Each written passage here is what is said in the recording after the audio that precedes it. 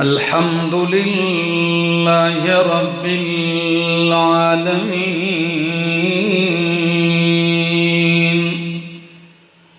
والعاقبة للمتقين والصلاة والسلام على أشرف الأنبياء وإمام المرسلين وعلى آله وأصحابه وأهل بيته أجمعين. أما بعد فأعوذ بالله من الشيطان الرجيم. بسم الله الرحمن الرحيم.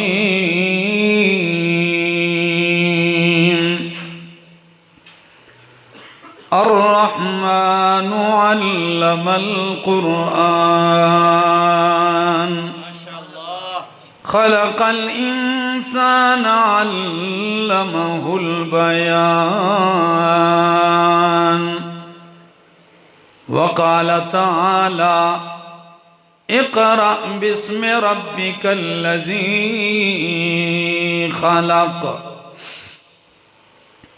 وقال تعالى إن هذا القرآن يهدي للتي هي أقوم.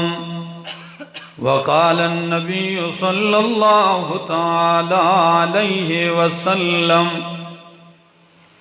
بلغوا عني ولو آية. سبحان ربك رب العزة عما يصفون وسلام على المرسلين والحمد لله رب العالمین.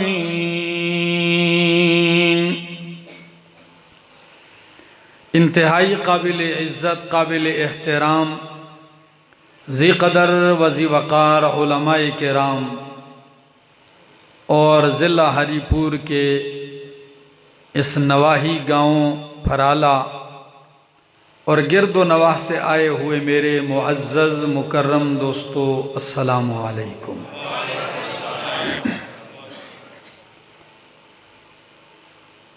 رمضان المبارک کا مہینہ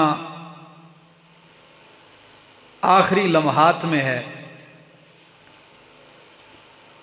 اور آخری عشرے کی تاک راتوں کی بھی آخری رات ہے.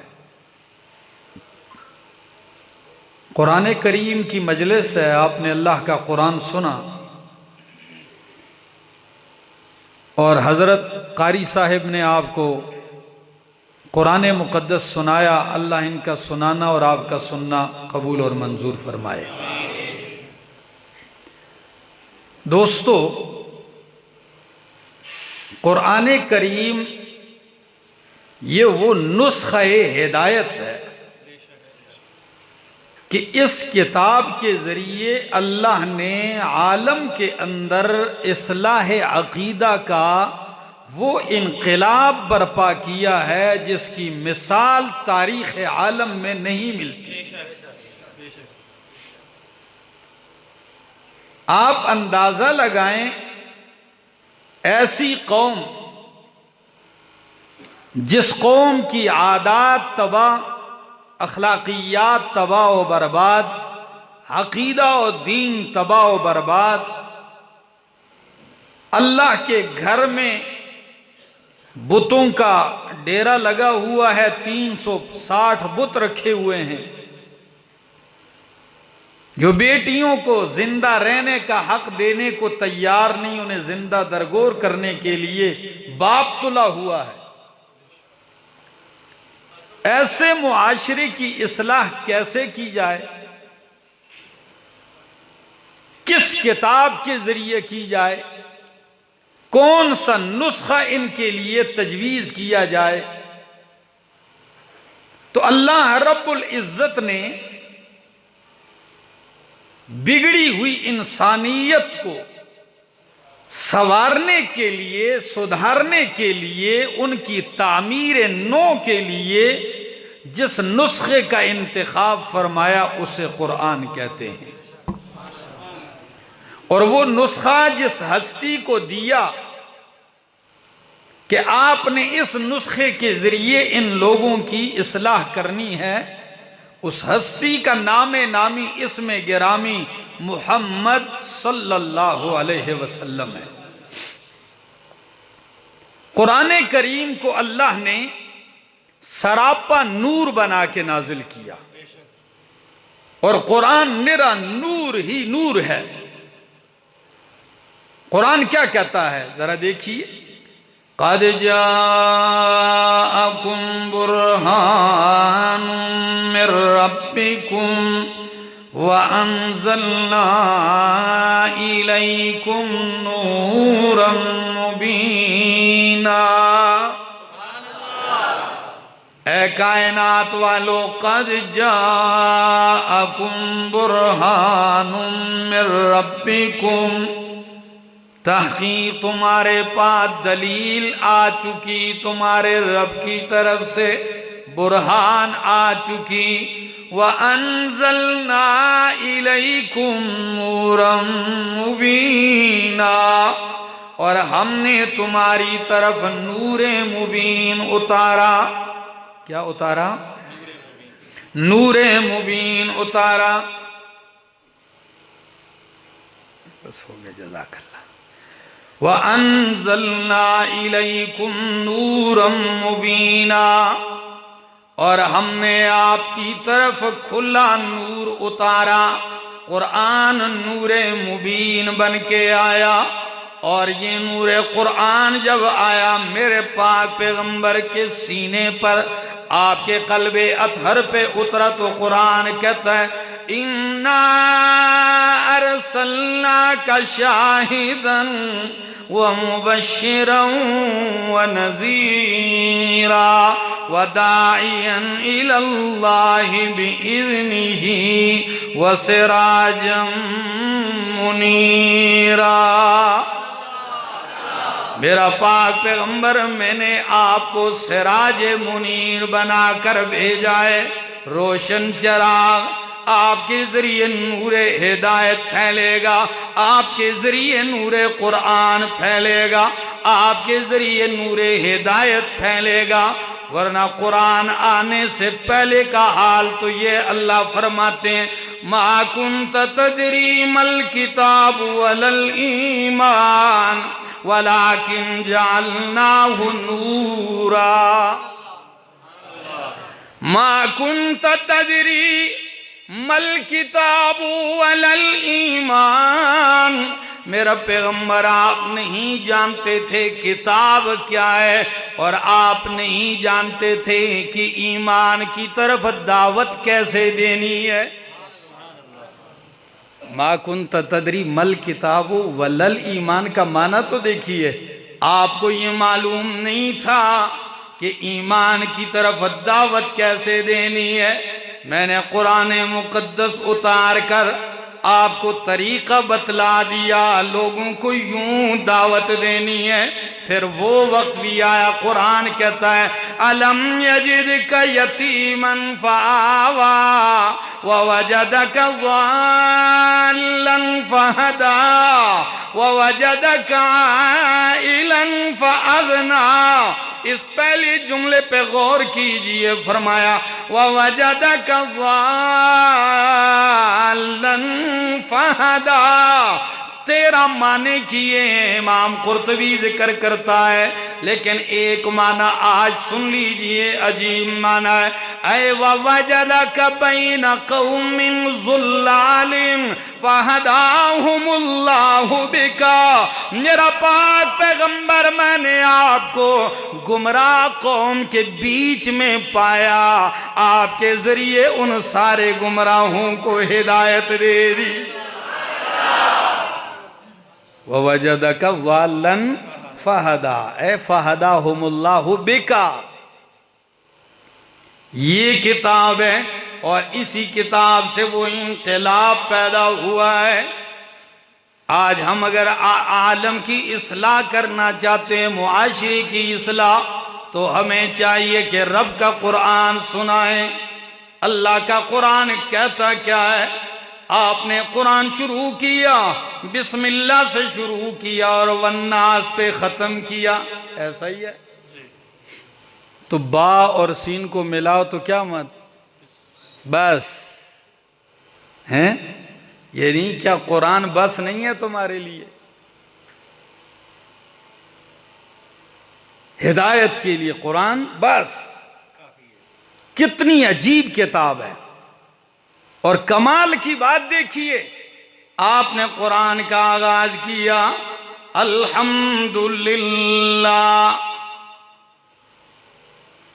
رب العالمین الرحمن الرحیم مالک یوم الدین۔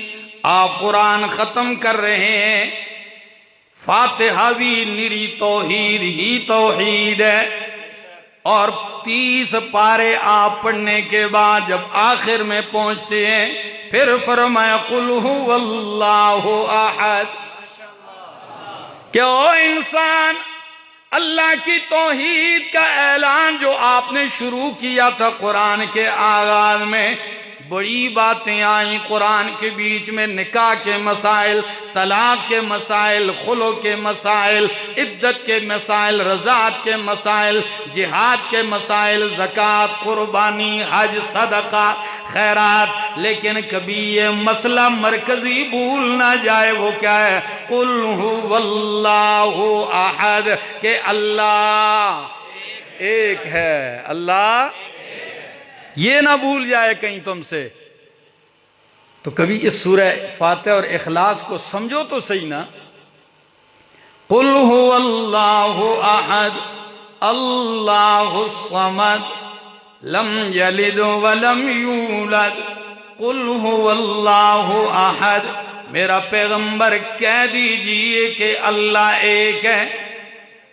علامہ عبد الماجد دریابادی فرماتے ہیں یا قل کا معنی ہے اعلان کر دیجئے۔ یہاں کیا معنی ہے؟ یعنی اعلان کر دیجئے کہ اللہ احد، اللہ ایک ہے، یکتا ہے۔ آپ کہیں گے ایک تو احمد جمشید بھی ایک ہے، مولانا عبد الکریم صاحب بھی ایک ہے، آپ میں سے ہر آدمی کیا ہے؟ ایک ہی ہے۔ کیوں حاجی صاحب آپ دو ہیں کہ ایک ہیں؟ ایک ہی ہیں۔ یہ معنی تو سمجھنا چاہیے کہ اللہ ایک ہے، کیا مطلب ہے اس کا؟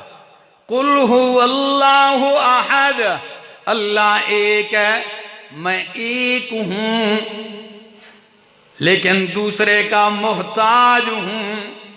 اللہ ایسا ایک ہے جو دوسرے کا محتاج۔ دوسرا مطلب سمجھ لیجئے، میں ایک ہوں، بندہ ہونے میں ایک ہوں، محتاج ہوں، لیکن اللہ ایک ہے، یعنی الہ و معبود ہونے میں ایک ہے، وہ الہ ہونے میں ایک ہے۔ قل هو اللہ احد اللہ الصمد، اللہ بے نیاز ہے۔ عام اردو کے تراجم میں یہی لفظ ملتا ہے، کیا؟ اللہ بے نیاز ہے۔ اللہ اکبر۔ لیکن شاہ عبد القادر محدث دہلوی رحمہ اللہ معنی کرتے ہیں اللہ الصمد، اللہ نرادھار ہے۔ کیا معنی کرتے ہیں؟ نرادھار ہے۔ موضح القرآن آپ کے عام مسجد میں بھی پڑھی ہوگی یہ تفسیر، یہ بالکل پیور ہندی زبان کا لفظ ہے، نرادھار۔ اور عطا اللہ شاہ بخاری رحمہ اللہ فرماتے ہیں میں نے جیل میں کسی پنڈت سے پوچھا کہ پنڈت جی تساڑی بولی وچ نرادھار کس آہتے نے، کیا مطلب ہے اس کا؟ تو وہ پنڈت کہنے لگا ہماری بولی میں ہم نرادھار گاؤں میں بستی میں اس آدمی کو کہتے ہیں کہ سارا گاؤں اس کا محتاج ہو، اور وہ گاؤں میں کسی کا محتاج نہ ہو۔ تو میں جھوم گیا، میں نے کہا تیرے گاؤں کا سردار کیا نرادار ہوگا؟ حقیقی نرادار تو اللہ ہے کہ ساری کائنات اس کی محتاج ہے اور وہ کسی کا محتاج نہیں ہے۔ انتم الفقراء الی اللہ، تم سارے کس کے محتاج؟ اللہ کے محتاج ہو۔ واللہ هو الغنی، وہی غنی ہے، بے پرواہ ہے۔ اور مولانا شاہ رفیع الدین رحمہ اللہ مانا کرتے ہیں اللہ صمد، اللہ بے احتیاج ہے۔ انہوں نے صمد کا معنی کیا کیا ہے؟ بے احتیاج، یعنی اس کو کسی کی طرف احتیاج حاجت نہیں ہے۔ اچھا، اور عام اردو والے نرادار مانا کرتے ہیں، لیکن کیا کریں، ہماری بولی اتنی مختصر سی، ہمارے پاس الفاظ ہی نہیں ہے۔ سورت اخلاص کا کمال ہے یہ لفظ صمد جو اللہ کا نام ذکر کیا ہے، پورے قرآن میں یہ صرف سورہ اخلاص کا امتیاز ہے کہ صمد کا لفظ صرف اسی صورت میں آیا ہے، یہ کسی دوسری صورت میں نہیں آیا ہے۔ اتنا جامع لفظ استعمال کیا ہے۔ آپ امام ابن کثیر کی تفسیر دیکھیں، آپ کی عقل دھنگ رہ جائے گی۔ آپ امام آلوسی رحمہ اللہ کی تفسیر روح المعانی دیکھیں، وہ صمد کے معانی ذکر کرتے ہیں، مصداقات ذکر کرتے ہیں، آپ حیران رہ جائیں گے، اتنا جامع لفظ ہے۔ تو عربی کا اتنا وسیع لفظ مفہوم کے اعتبار سے، اردو، ہندی، پشتو میں اس کی ترجمانی ایک لفظ سے ہو سکتی ہے؟ ہاں، کوشش یہ کرتا ہے ایک مفسر کہ ایسا لفظ استعمال ہو کہ جو اس کے قریب ہو، کسی حد تک اس کا معنی کیا کر دیا جائے۔ ہندوستان کے قریب زمانے میں ایک عالم گزرے ہیں، مولانا حمید الدین فراہی۔ علامہ عبد الماجد دریابادی اپنی تفسیر ماجدی میں ان کے حوالے سے اس کا معنی لکھتے ہیں، وہ بڑا عجیب معنی کرتے ہیں۔ وہ کہتے ہیں اللہ الصمد قل هو اللہ احد، کہہ دیجئے کہ اللہ بے ہمہ ہے، اللہ الصمد، اللہ باہمہ ہے۔ اب آپ اردو والے جا کے پڑھتے رہیں بے ہمہ کا کیا مطلب اور باہمہ کا کیا مطلب ہے، اپنے اپنے انداز سے اس لفظ کو ادا کرنے کی کوشش کیجیے۔ اور امام آلوسی فرماتے ہیں الصمد الذی یصمد الیہ فی الحوائج، صمد وہ ذات ہے کہ حاجتوں میں، ضرورتوں میں، پریشانیوں میں، غموں میں جس کی طرف رجوع کیا جائے وہ صمد ہوتا ہے۔ اور امام قرطبی کہتا ہے زیادہ آگے پیچھے جانے کی ضرورت ہی نہیں، قرآن خود کہتا ہے صمد کون ہوتا ہے، لم یلد ولم یولد، یہ صمد ہی کی تفسیر ہے کہ صمد وہ ہے لم یلد ولم یولد، جس نے کسی کو جنا بھی نہیں، یعنی وہ کسی کا باپ بھی نہیں، ولم یولد، اور اس کو کسی نے جنا بھی نہیں، یعنی وہ کسی کا بیٹا بھی نہیں ہے، وہ ہے صمد۔ لم یلد ولم یولد ولم یکن لہ کفوا احد۔ تو فاتحہ میں توحید کا بیان، سورت اخلاص میں توحید کا بیان، فاتحہ میں فرمایا تمام صفات کارسازی اللہ کے لیے، تمام صفات الوہیت اللہ کے لیے ہے۔ تو سورت فلق میں فرمایا قل اعوذ برب الفلق، ادھر فرمایا رب العالمین، ادھر کیا فرمایا؟ رب الفلق۔ قرآن کا اول اور آخر کا ربط ہے، یہ بے ربطہ کلام نہیں۔ ادھر فرمایا رب العالمین، رب العالمین ہے، اور آخر میں فرمایا قل اعوذ برب الفلق۔ او میرا بندہ، جب پہلے دن ہی سے فاتحہ سے تو نے شروع کر دیا کہ رب العالمین وہ ہے، خالق کائنات وہ ہے، جب یہ تو مان گیا تو اب آخر میں یہ بھی کہے کہ میں اسی رب کی پناہ میں آتا ہوں۔ پناہ بھی کس کی پکڑ؟ آپ اللہ کی پناہ میں آتے ہیں کہ نہیں آتے؟ سچ بتاؤ۔ مولانا عبدالکریم صاحب پھرالے والے ہیں، اس لیے پوچھتا ہوں کیونکہ میرے گاؤں والے ہیں۔ تو یہ بتاؤ آپ کس کی پناہ میں آتے ہیں؟ جو مانتے ہو وہ کہو اللہ کی پناہ میں۔ ایسا ہی ہے۔ تو پھر جب آپ مکان بناتے ہو تو ہنڈی کالے رنگ کی کیوں الٹی رکھ دیتے ہو؟ جی، کوٹھی بنا کے اوپر کالی کٹوی رکھ دیتے ہو، ایسا کرتے ہو کہ نہیں؟ کیوں؟ نظر بد سے دور ہے۔ اچھا چلو یہ بھی خیر، گاڑی لے لی، نیچے چھوٹے بچے کی جوتی لٹکا دی، اکثر گاڑیوں کے نیچے لٹک رہی ہوگی، ایسا ہی ہے؟ کسی گاڑی والے سے میں نے پوچھا بھائی یہ کیا مسئلہ ہے؟ کہتا ہے اس کو نظر بد نہ لگے، یہ مصیبت سے بچی رہے۔ میں نے کہا گاڑی تجھ سے زیادہ قیمتی نہیں، یہ جوتا تو گلے میں لٹکا لے تاکہ تجھے ہی کبھی تکلیف نہ پہنچے، اپنے گلے میں کیوں نہیں ڈالتا؟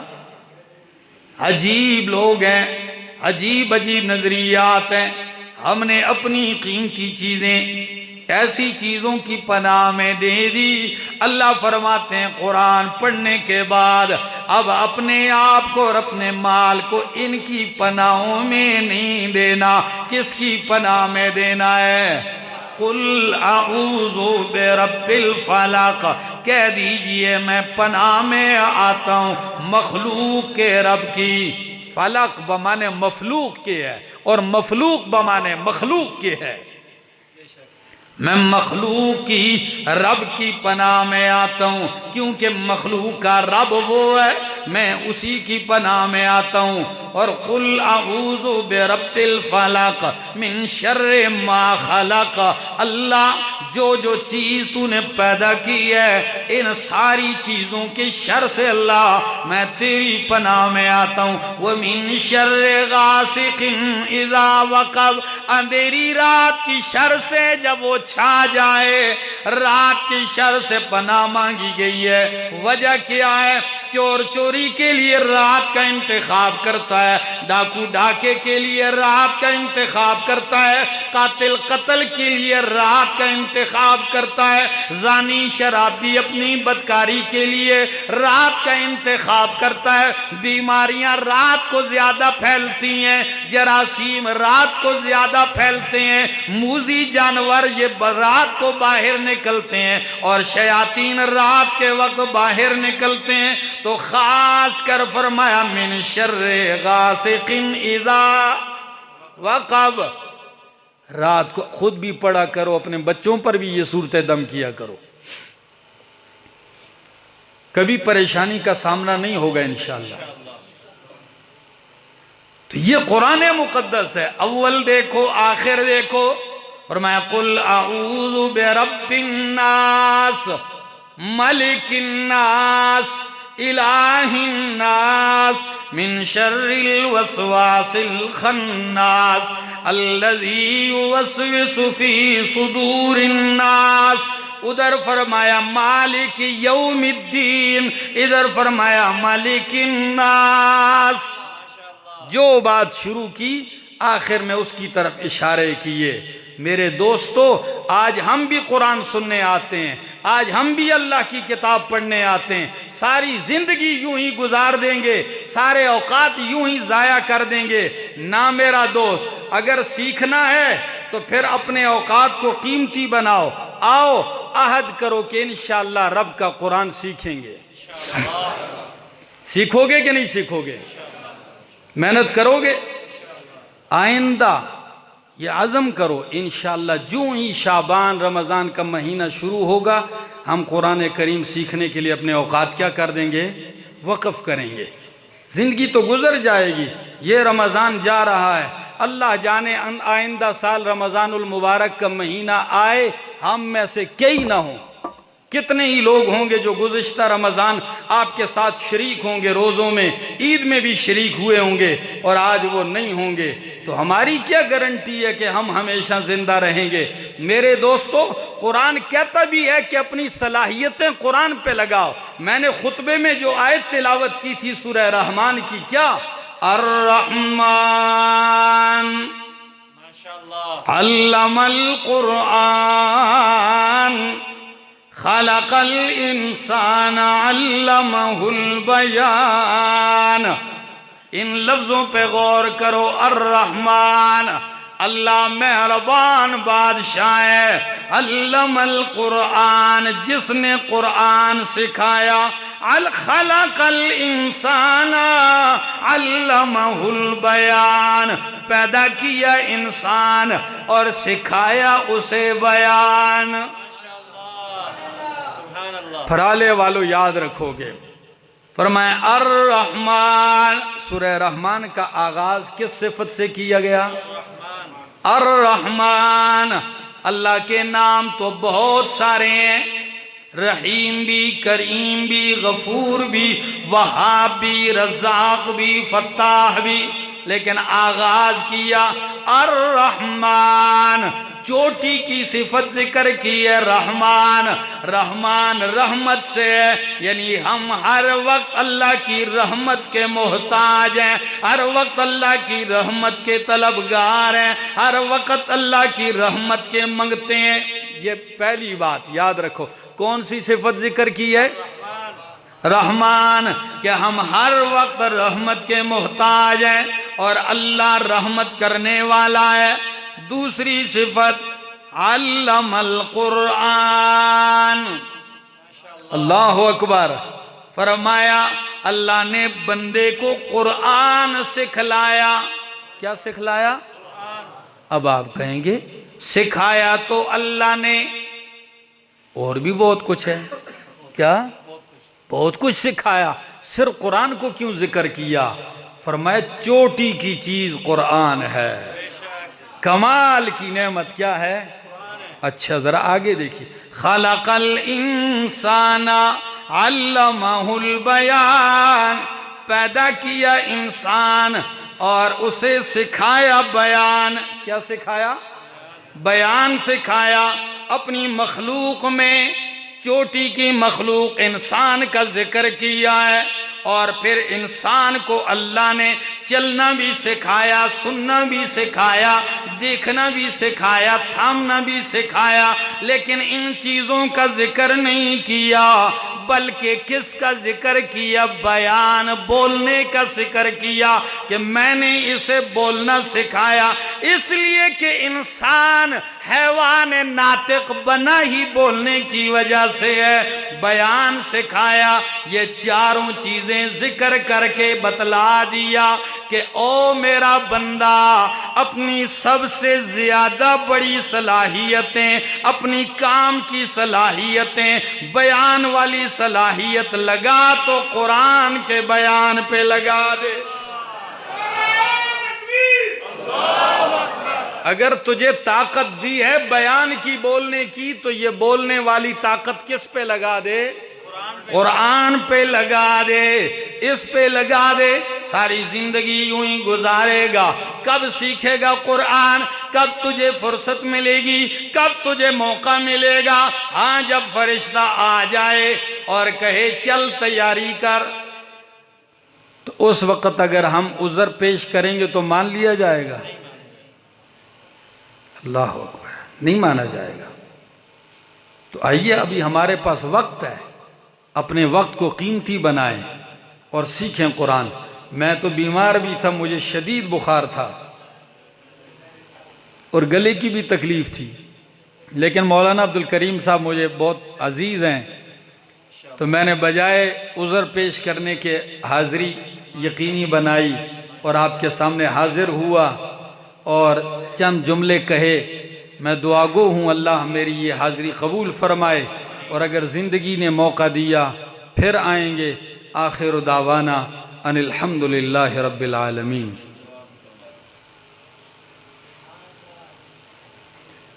آمین۔ الحمد للہ رب العالمین والعاقبۃ للمتقین والصلاة والسلام علی سید الانبیاء والمرسلین وعلی آلہ وصحبہ اجمعین۔ اے اللہ ہماری حاضری قبول اور منظور فرما۔